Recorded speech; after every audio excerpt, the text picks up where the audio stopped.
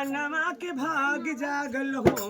ललना लाल होई है कुलवा के दीपक मनवा में आस लागल हो ललना लाल होई है कुलवा के दीपक मनवा में आस लागल हो आजू के दिनवा सुहावन रतिया लो भावन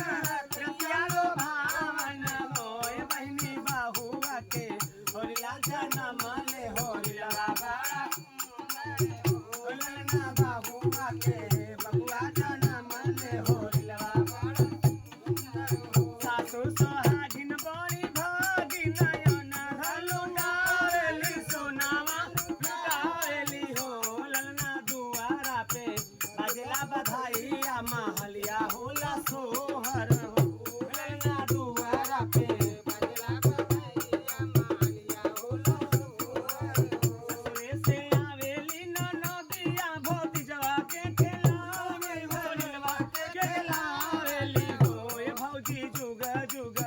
जे तोर लाला वाला ललना बड़ा सुंदर हो भौजी जुग जुग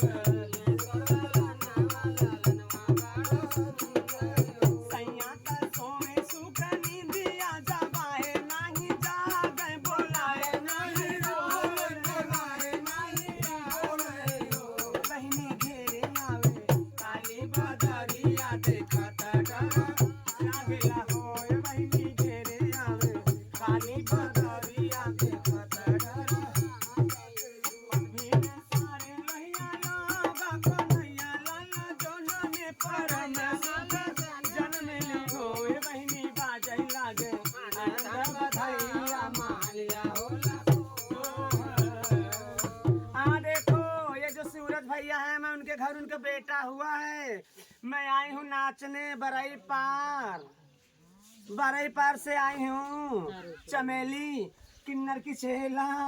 बिजली हाजी की पोती चेला आई हूँ नाचने मियाँ सबको सनक रहे बच्चा उनको मुबारक हो सूरज भैया को।